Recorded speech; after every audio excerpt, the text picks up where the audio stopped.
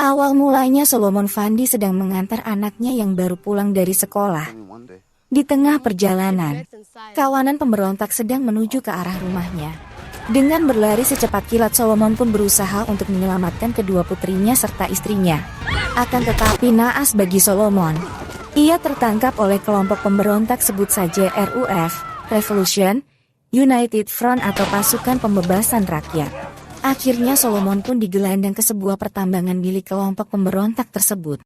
Saat bekerja menyaring tanah, tanpa sengaja, Solomon menemukan sebongkah berlian yang berukuran besar. Solomon pun mengendap-endap menyembunyikan berlian tersebut.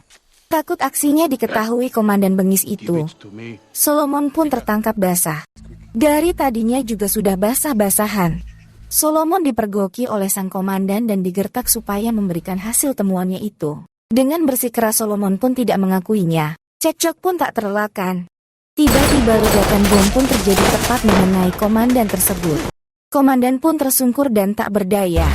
Solomon ditangkap oleh tentara dan dijebloskan ke sela tahanan yang berada di Freetown. Tanpa tidak sengaja pertemuan Archer dan Solomon pun terjadi. Sebelumnya, Archer adalah tentara bayaran yang sering memburu berlian dan diselundupkan ke luar negeri.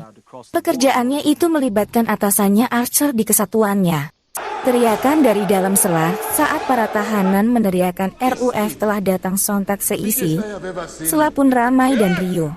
Komandan RUF melihat Solomon dan berteriak agar dia mengembalikan apa yang telah Solomon curi darinya. Akan tetapi Solomon enggan dan terus menolak untuk mengakui bahwa Solomon telah mencurinya. Tanpa tidak sengaja Archer mendengar dan mulai tertarik. Archer pun. Sebelumnya Archer tertangkap di kawasan perbatasan.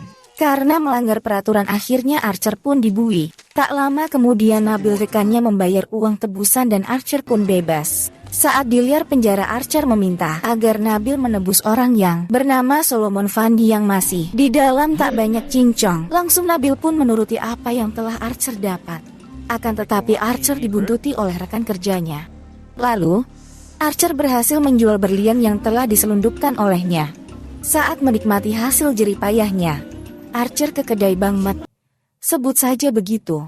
Saat bertegur sapa, Archer melihat sesosok wanita, sebut saja Maddi. Tidak jauh dari pembicaraan sebelumnya, Archer setengah berhasil mengajak Maddi berdansa, walaupun akhirnya Maddi enggan diajak happy-happy oleh Archer. Dengan kata lain, penolakan pun didapat oleh Archer. Keesokan harinya Archer berusaha membujuk Solomon dengan bersikeras. Solomon pun berpikir dan berusaha menolak bujukan Archer.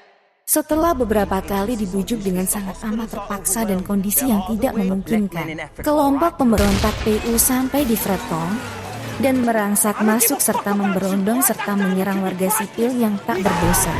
Solomon dan Archer pun berusaha menghindar dari serangan frontal dan tak terarah itu.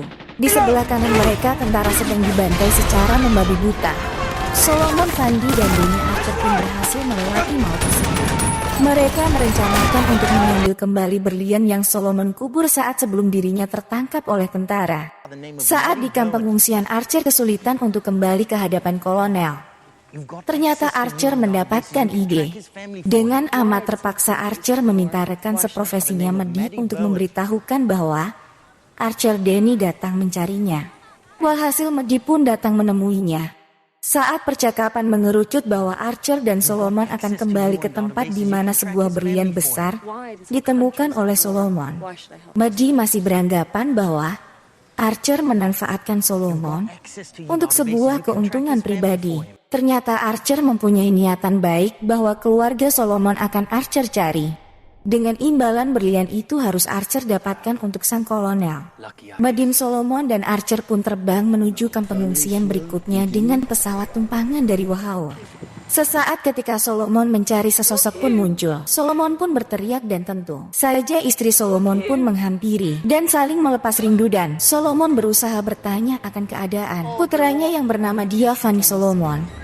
Istri Solomon pun menceritakan bahwa dia telah diculik oleh Ruff dan dijadikan infanteri atau tentara kecil. Dengan emosi yang meluap-luap, Solomon pun dihajar oleh tentara penjaga agar tidak membuat keributan.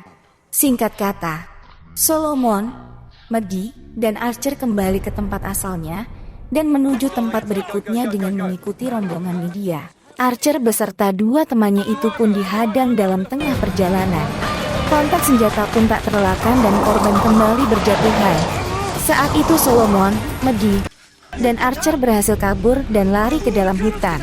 Di dalam hutan mereka disergap oleh milisi lokal yang selalu menjaga rumah-rumah mereka dari ancaman Ruth. Ternyata Archer, Solomon dan Medi dibawa ke rumah Benjamin. Pagi menjelang Archer, Solomon, Medi dan ditambah lagi Benjamin akan menunjukkan tentara. Lagi-lagi infanteri menghalangi dan Benjamin pun tertembak lantas dilarikan ke kamp pengungsi. Dari situ Archer bertemu dengan sang kolonel Chow At-Zue agar Archer ikut dalam misi pembersihan. Ternyata Archer menyusun siasat agar misinya bisa tercapai. Maka dengan itu Solomon dan Medi berusaha membantu rencana Archer untuk mengalihkan perhatian. Medi mengajak prajurit yang sedang berjaga berfoto. Sedangkan Archer mencari pembekalan dan Solomon bertugas untuk membawa barang bawaan yang akan mereka perlukan. Di dalam perjalanan menuju tambang tersebut, Medi pun memberikan salam perpisahan kepada Archer. Karena sedikit banyak Medi naksir Archer, dan Archer pun menyambutnya. Di sisi lain Medi ingin ikut ke pertambangan akan tetapi Archer enggan mengajaknya. Archer malah menyuruh agar menunggu telepon darinya.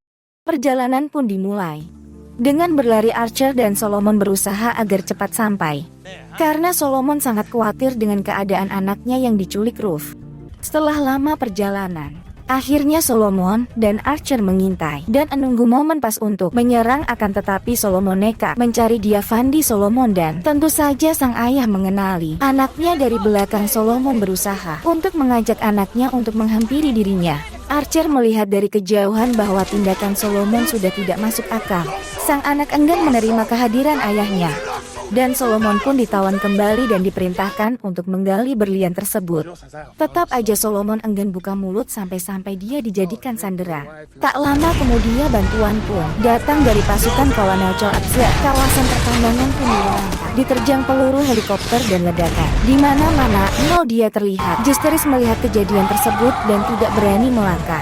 Archer melihat dia terdiam berusaha menyelamatkannya, dan Solomon pun menghajar habis-habisan komandan Ruth tersebut hingga tewas. Keadaan pun aman terkendali. Lagi-lagi Solomon diancam agar memberitahukan keberadaan berliannya tersebut. Archer beserta kolonel pun berjalan menuju lokasi berlian yang dikuburnya itu. Archer memberi isyarat kepada Solomon agar melawan pasukan kolonel tersebut. Saling tembak pun terjadi, kolonel meninggal dan Solomon beserta dia selamat akan tetapi Archer terluka yang mengenai dada kanannya. Archer memaksa Solomon untuk menyerahkan berliannya itu. Dia malah mengonongkan senjatanya ke arah Archer. Akan tetapi Solomon berhasil meluluhkan hati anaknya itu dan mereka.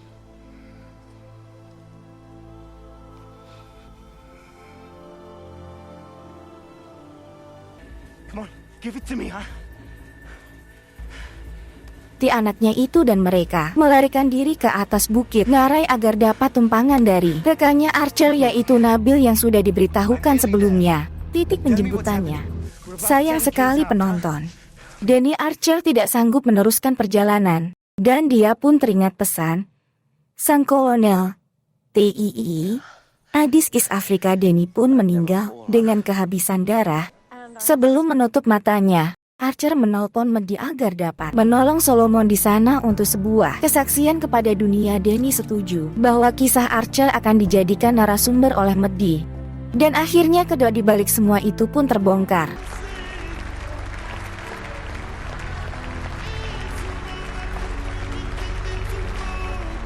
Tamat.